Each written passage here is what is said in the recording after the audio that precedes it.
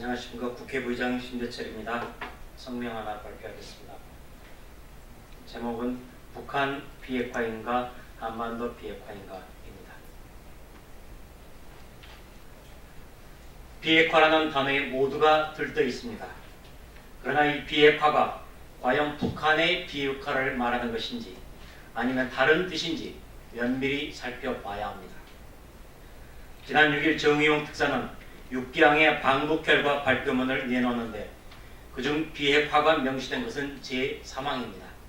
곧 북측은 한반도 비핵화 의지를 분명히 하였으며 입니다.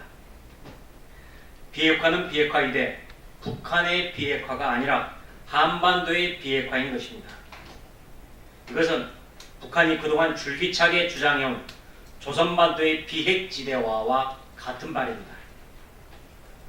북한은 그간 남북 고위급 회담뿐만 아니라 육자회담 등 모든 접촉에서 한반도 비핵화를 줄기차게 주장해온 바, 그것은 북한이 1991년에 제안한 조선반도의 비핵지대화에 관한 선언 초안에서 그 본심이 명백히 드러납니다.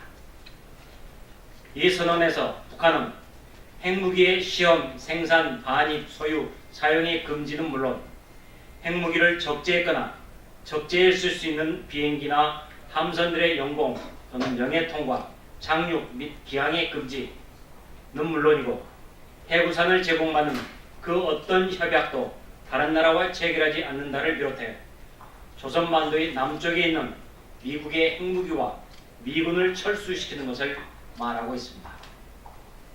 한마디로 말하면 북한의 한반도 비핵화는 곧 미군 철수와 한미 동맹의 해체를 말하는 것입니다.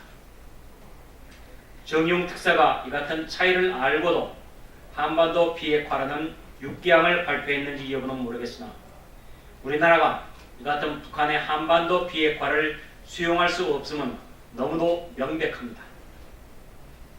정의용 특사는 미국 트럼프 대통령에게도 어떤 비핵화인지 정확하게 설명하지 않은 것으로 보입니다. 정 특사는 회담 후 백악관에서 이렇게 발표했습니다. I told President Trump that in our meeting, North Korean leader Kim Jong-un said he is committed to denuclearization. 비핵화는 비핵화인데 북한인지 한반도인지 어떤 비핵화인지 정확하게 말하지 않은 것입니다.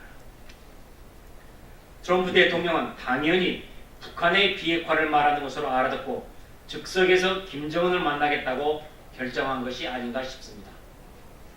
왜냐하면 정상회담과 결정 같은 중대 사안의 경우 정상적이라면 트럼프 대통령이 정 특사의 얘기를 들은 뒤 자신의 참모들과 수기를 하고 그 대응책으로 미북 회담을 하자라고 나와야 하는 것이 당연한데도 트럼프 대통령이 이를 잘못 알아듣고 즉흥적으로 덥석 결정한 게 아닌가 싶습니다.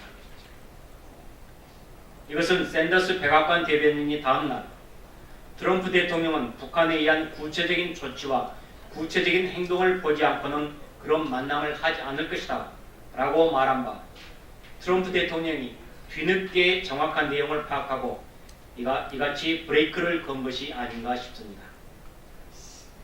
이른바 선대 유훈도 마찬가지입니다.